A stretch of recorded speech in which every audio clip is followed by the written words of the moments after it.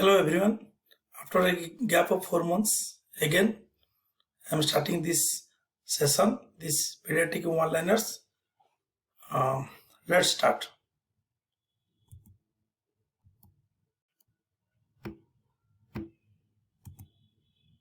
Keshan disease is caused due to deficiency of which micronutrient? The answer is selenium. As we know, selenium is a cardioprotective micromineral. It is rich in grains, meat groups and garlic. The selenium deficiency can also cause cancer. But excess of selenium can also cause dental caries, alopecia and garlic odor in breath. That is to be remembered.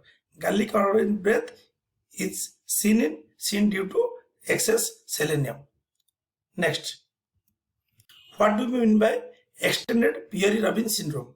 We know about Pierre-Robin syndrome, but what do we mean by extended Pierre-Robin syndrome? This is Stickler syndrome. Stickler syndrome is otherwise known as extended Pierre-Robin syndrome. Pierre-Robin syndrome is characterized by your cleft palate, glossoptosis and microgranthia. But when this Pierre-Robin syndrome is associated with some eye abnormalities and joint abnormalities, then it is known as Stickler syndrome.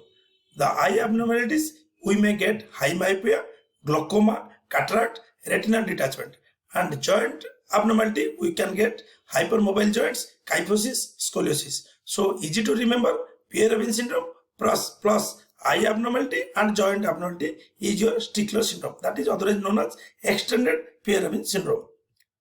Next, total how many doses of OPV is recommended in the latest IAP? The answer is only one. As we know, OPV is given at birth and it is called a zero dose. After that, no OPV, no oral polio vaccine is recommended as per IAP. Then we have to give IPV. IPV at 6 weeks, 10 weeks and 14 weeks, and booster to be given at 16 to 18 months. And second IPV booster to be given at 4 to 6 years, which is the new. In the new addition, latest, they have added second IPV booster. They have given stress upon the addition of second IPV booster at 4 to 6 years. So how many doses of OPV to be given?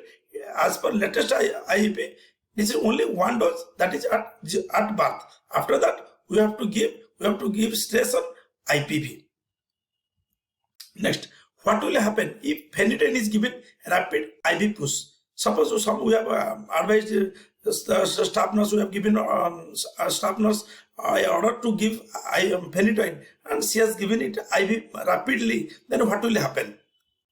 The answer will be cardiac arrhythmia. We can get cardiac arrhythmia if we give phenytoin rapidly. Similarly, to know something to add, vancomycin, if we are giving IV push, but if we are giving rapidly, then we can get red man syndrome. Similarly, benzodiazepine group of molecules, if we will give rapidly, then we can get respiratory depression or respiratory suppression.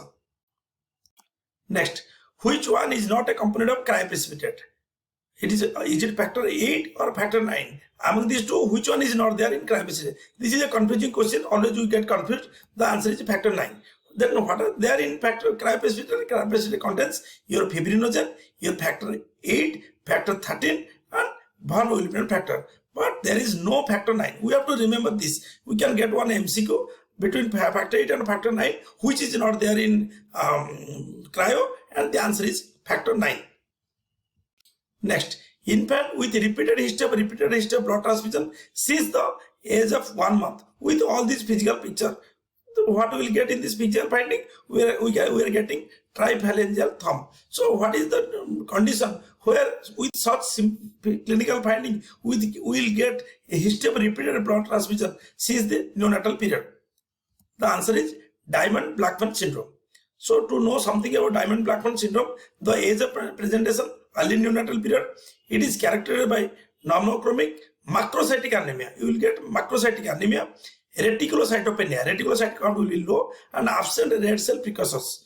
This is the characteristic of Diamond-Blackfan syndrome. What are the skeletal abnormalities we will get? Mostly upper limb and hands are affected. We will get flattening of the thenar eminence, thinner hypoplasia, thinner muscles will be absent, in Diamond-Blackfan syndrome, and we will get triphalangeal thumb as a classical finding in Diamond-Blackfan syndrome. So what are the investigation? Investigation wise, the reti count will be low. You will get reti count, low reti count. HPF will be more, and adenosine deaminase. That is the clue. The adenosine deaminase will be increased in Diamond-Blackfan syndrome. You will get easily confused with your transient erythroblastopenia of infancy, where your adenosine deaminase will be low. So we have to remember reticulocytopenia with high adenosine deaminase, with skeletal abnormality in form of thinner hypoplasia and macrocytic anemia. Then we have to suspect that it could be with dependent blood transfusion dependent after the early neonatal period. Then we have to think that we are dealing with a case of, could be a case of Diamond-Blackfan syndrome. Next, 5-year-old boy presented with a partial seizure 1 hour after sleep with EEG showing spikes over centrotemporal area. What is the diagnosis? Here clue point is the seizure is partial seizure and it is occurring 1 hour after sleep. It is related to sleep. This we have to remember. Related to sleep, any seizure, only one diagnosis, that is benign Rolandic epilepsy. Benign Rolandic epilepsy, the typical rheumatic age group, but they are telling around 3 to 10 years will get this benign Rolandic epilepsy. It is also known as BEX, or benign childhood epilepsy with centrotemporal spikes.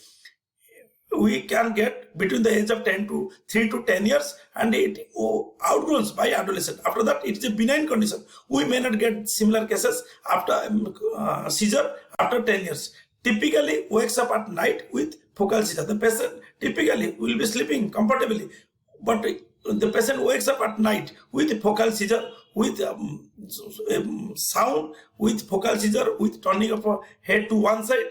Typically, what we will get in EEG? EEG will get wide-based centrotemporal spikes, which increases during sleep period.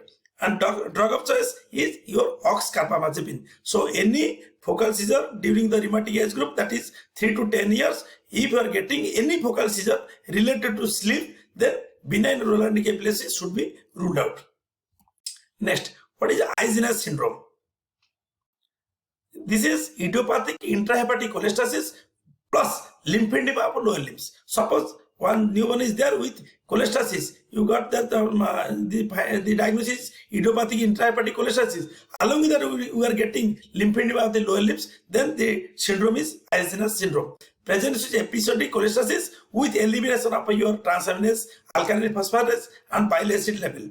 Relatively, this syndrome do have relatively good prognosis. This we have to remember. Lymphedema plus intrahepatic cholestasis is Eisenach syndrome.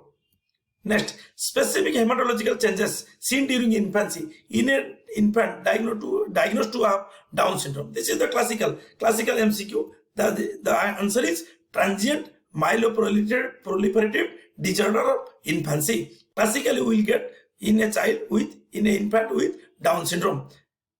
This occurs due to mutation in GATA1 gene. Your GATA1 gene mutation can cause your transient myeloproliferative disorder of infancy. What is the prognosis? It is presentation during the early neonatal period. It goes away on its own within 3 months of life. Then what is the importance? Importance is this needs follow, because some cases there is an increased risk of developing AML M7 variety before the age of 3 years. So no need to treat your transient myeloproliferative disorder of infancy, but no need to give any chemotherapy, but we need to follow the child, because some cases there is increased risk of developing AML M7 variety before the age of 3 years. This we have to take care. We have to keep in mind the Down child, the specific hematological abnormality, what we can get is transient myeloproliferative disorder of infancy. Next, identify the ECG. What is this ECG? What we are getting this in this ECG? We are getting prominent U wave, we are getting ST depression, T wave little bit depressed, and your ST depression. Then U wave, classical U wave. What we have to remember? Classical U wave means answer is your hypokalemia. Normokalemia, normal level, what will get? Normal P waves, QRS, normal this, just like U wave will be shallow. But in hypokalemia, you will get slightly pleural PR interval, your ST will be depressed, your shallow T wave, and classical is your prominent U wave. That we have to remember. Hypokalemia, classically what you will get is your prominent UFs. So to what we have discussed today, your Keshan disease is caused due to selenium deficiency. Your Stickler syndrome is also known as extended Pierre-Robin syndrome. Your total OPV doses indicated as per IEP, latest IEP, is only 1 dose. Further, we have to give IPV. Phenytoin IV push can cause cardiac arrhythmia. Vancomycin IV push can cause Redman syndrome. Your diazepam IV push can cause respiratory suppression. Your factor 9 is not there in cardiopulmonary. Cardiopulmonary contains your fibrinogen, factor 8, factor 13, and volumetric factor. Thinner hypoplasia with blood dependency from neonatal period. What should be ruled out? Your Diamond-Blackman syndrome. Focal seizure during sleep in a age group of 3 to 10 years or 5 to 15 years is during sleep. During sleep, what is to be ruled out is your benign Rolandic epilepsy. Eisenach syndrome is your neonatal cholestasis plus edema. Neonatal cholestasis plus edema, we have to rule out Eisenach syndrome. Down child with specific hematological abnormality. What is that specific abnormality? Is transient myeloproliferative disorder, which needs follow-up because some patients may develop AML M7 variety. ST depression with prominent UFs is seen in hypokalemia.